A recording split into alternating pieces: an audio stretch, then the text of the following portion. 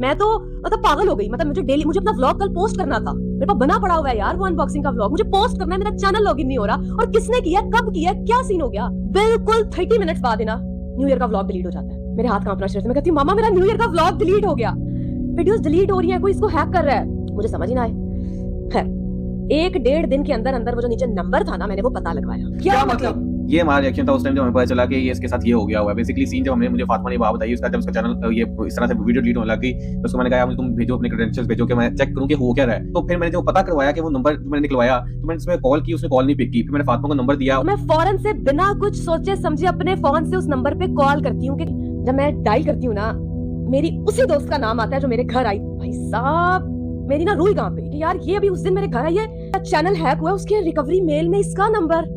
मामा छड़ कोई गल नहीं, चैनल आ जाएगा, ਅਸੀਂ पता करा लवांगे, तू टेंशन ना ले, कुछ नहीं होता, टेंशन नहीं लेनी। कैसे ना लूं टेंशन, टेंशन वाली बात है। मेरे व्लॉग, मेरा चैनल डिलीट हो रहा है यार। मैं उसको कॉल्स कर रही हूँ, मैं उसको मैसेज कर रही हूँ, सुन एक इंपॉर्टेंट बात करनी है, नो रिप्लाई। घर चलते हैं यार, उसको मुंह पे जाके फेस टू फेस बात करते हैं। मैं तो आप कहते हो हाँ मुझे जाना चाहिए, पापा की आवाज आती है, नहीं अकेले नहीं जाना, बिल्कुल भी नहीं। जो आपका चैनल हैक कर सकती है, सोचो आप उसके घर जाओगे और वो आपके साथ कुछ भी कर सकती है। तो मुझे उसके साथ उसी की पॉलिटिक्स खेलनी थी ना बेसिकली। अगर मैं उसको बता देती तो वो हर चीज रिमूव कर देती। मुझे कैसे पता लगा, मुझे भी सॉलिड प्रूफ इकट्ठे करने थे। मैंने उसको ये नहीं बताया कि मेरा चैनल हैक हो गया और मुझे पता लग गया तूने हैक किया। मैंने उसको बोला तुझे नहीं पता क्या हुआ है? कहती क्या? मैंने कहा यार तेरे और मेरे अगेंस्ट एक ग्रुप बन गया और यूनिवर्सिटी के सब बच्चे हम लोगों को जो है वो क्रिटिसाइज कर रहे हैं, बुली कर रहे हैं। तूने वो ग्रुप देखा है? मैंने कहा फोन कॉल। कहती अच्छा खोलती हूँ। कहती कब, कौन सा ग्रुप? मैं तो ऐड नहीं हूँ। मैंने कहा दिखा फोन, तू ऐड नहीं है।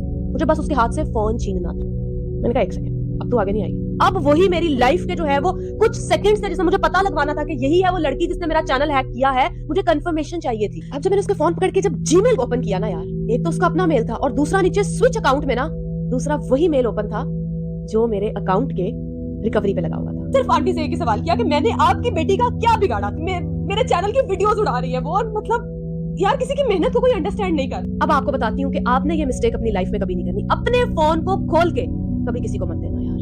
आपका फोन आपकी एक प्राइवेसी होता है।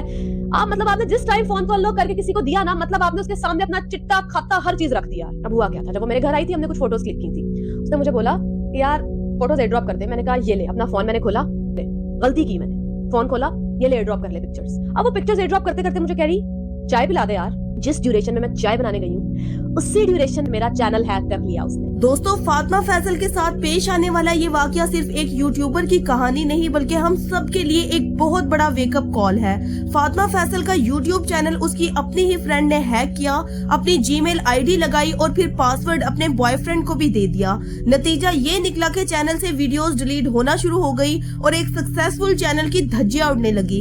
इस सारे मामले ने फातिमा को जहनी तौर पर बुरी तरह तोड़ दिया। वो इतनी ज्यादा ट्रॉमेटाइज्ड हो चुकी थी कि तकरीबन 10 दिन तक कोई व्लॉग तक नहीं बना सकी।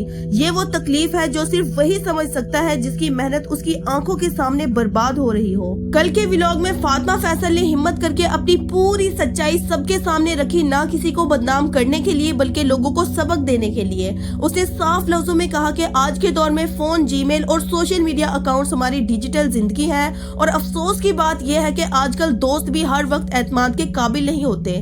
फातिमा की सबसे बड़ी नसीहत यही है कि कभी भी अपना फोन अनलॉक करके किसी को ना दे, क्योंकि एक लम्हे की लापरवाही जिंदगी का सबसे बड़ा ब्लंडर बन सकती है। अच्छी खबर यह है कि फातिमा फैसल का चैनल अब रिकवर हो चुका है, लेकिन ये वाकया हमें ये सबक सिखा गया कि हर बार इतनी खुशकिस्मती नहीं होती। इसलिए ये वीडियो देखने के बाद अपने फोन, अपनी जीमेल और अपने सोशल मीडिया अकाउंट्स की सिक्योरिटी चेक करें और 2 स्टेप वेरिफिकेशन ऑन कर लें। दोस्तों फातिमा फैसल की ये कहानी हम सब के लिए एक बहुत बड़ा सबक है ताकि कल किसी और को इस ट्रॉमा से ना गुजरना पड़े। अपनी राय कमेंट्स में जरूर दीजिएगा। वीडियो को लाइक और चैनल को सब्सक्राइब करना ना भूलिएगा। मिलते हैं अगली वीडियो में, तब तक के लिए अल्लाह हाफिज।